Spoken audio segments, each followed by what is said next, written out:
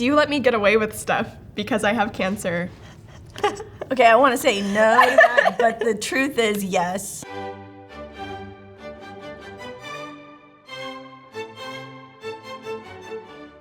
Hello? Hello. Hi, my name's Chloe, and this is my husband, Keaton. I'm Megan. I'm Rebecca. I'm her daughter.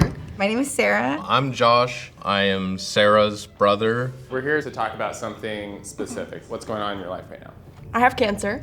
It's called fibrolamellar hepatocellular carcinoma, but it's basically just young adult liver cancer. I've had cancer for more or less the past 10 years. Langerhans cell histiocytosis, so it's a rare form of blood cancer. In early 2022, I was diagnosed with stage 2 Hodgkin lymphoma, and as of the end of last year, I am in remission and cancer-free. Congratulations, thank you for coming in. Why did you agree to do this? My liver is fine. Your liver is the only organ, major organ in your body that regrows. I can do some normal 20-something things, such as drinking. Do you want to start off with a shot? Yes. Cheers. To beating cancer. Yes. Oh, my word almighty. Okay. What was your reaction when you found out I had cancer? It was like, I think our lives are gonna change. Yeah. Definitely a sore subject for me. Like, my uncle, who passed away a number of years now, had He had leukemia. leukemia for, Yeah. I'm already. Okay. What was your reaction when you found out that I had cancer? I was numb. I was really dissociating with the whole situation. Like, I just hung out with friends. I didn't want to be home. I know as siblings, I wasn't there for you. I mean, we were just kids, so there's definitely no hard feelings on that. Sarah, how old were you? I was 15. You know, we watched his uncle and his aunt go through that together for some amount of time. And so it was very strange to feel like we were in the same position as them on some level. Is sex more special or more of a pain in the ass with cancer? I'll give myself a little shot there. Great question. Yeah. It's more of a pain in the ass, really, because I'm not just gonna. Seems like I'm you're not just ready to take on a the Tinder shot. hookups. I'll say intimacy is hard when you feel like you've lost total autonomous control over your body and what it looks like and what it feels like. Yeah, it's really not a sexy thing to do.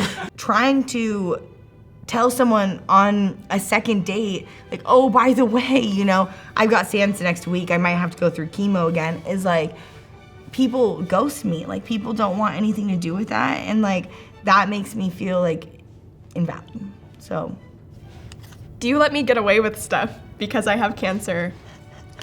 Okay, I want to say no to that, but the truth is yes. I know. Okay, and do you use it? Because I wonder sometimes, I'm like, Not on purpose. see the fact that No. she's tired. Or am I just a bitch? Yeah. The easiest thing with cancer is being able to pull out, where's it at? The cancer card. But- So when I got pulled over just recently, I said that I was coming back from chemo, Which you weren't. Which I wasn't, but at the end of the day, I was riding in the HOV lane by myself. And the reality is that card works. Is there anyone you want to tell to fuck off? I'll take a drink. Yeah. I'll join you. Yeah. There are a couple people I'm considering. I think we're aligned. Yeah. Cheers to them. To them. Fuck you to my ex.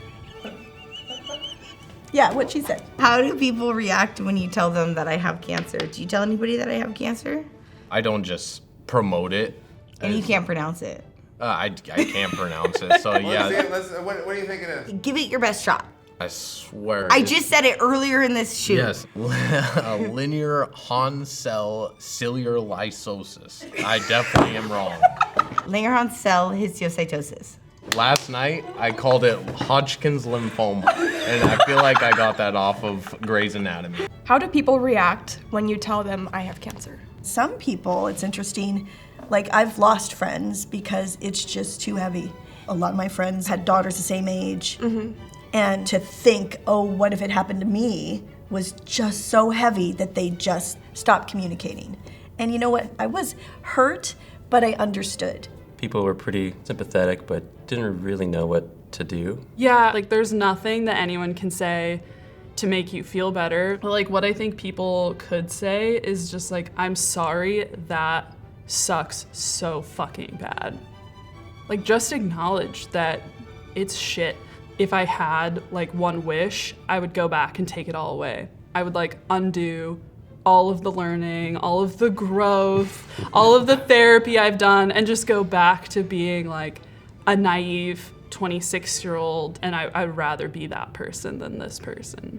Ooh, this is a good one. Hold on 1 second. You're not even answering the question. What do you secretly hope that I give you when I die? The coin collection. There was an agreement. I have to take care of your 3 cats on top of my 6 cats already, which is 9 cats, which I think is illegal. But I get all of her silver collection and her coins, and she told me to sell it and try to get as much as I can so I can have I would them. never tell you to sell it, She did. not sell my Ask collection. my wife to fund for her cats to live at our house. My life insurance, I did sign that over to you of 20 I grand. didn't know about that. That's nice. That's nice. When you found out you had cancer, were you angry? I was really angry at the universe, I guess, that this would happen to me when I'd done everything I was supposed to do. It just felt like extremely unfair. I was angry, but I was also confused. I felt like I just didn't get a whole lot of support from our family. And then everyone was hiding it, you know, because Grandpa was passing and they didn't want that to be like daunting on Grandpa. I did notice that you kind of got shoved in the back. It seemed like it was almost frowned upon to talk about, and that just felt weird. I felt really angry when I had to have a hysterectomy. You know? Yeah. Because I want kids, and I've always known that I wanted kids. And just to feel like I got my choice taken away so early was really hard for me. And it's still hard for me because there's just like why does it need this? Why? I'm sorry, sweetie. Fuck cancer. Whew, this one's deep. If we could trade places, would you take my cancer from me? 100%. As an older brother, I feel like I should be protecting you. I didn't treat you good when you first found out. It still dawns on me every day, and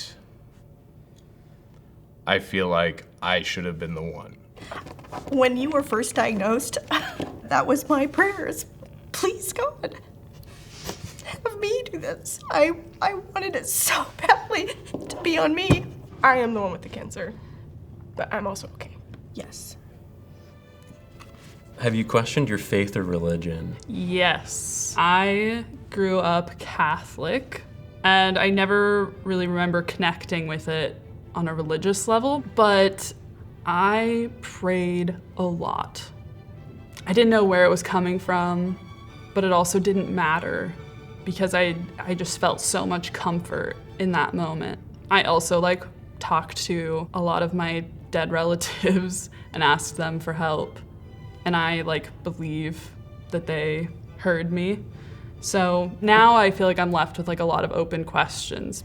Do you find comfort in prayer? Do you pray? Not really, to be honest. I just feel like All those years I'm of just Sunday school and no prayer. Okay. I'm at the way of the universe. I'm just whatever's gonna happen will happen.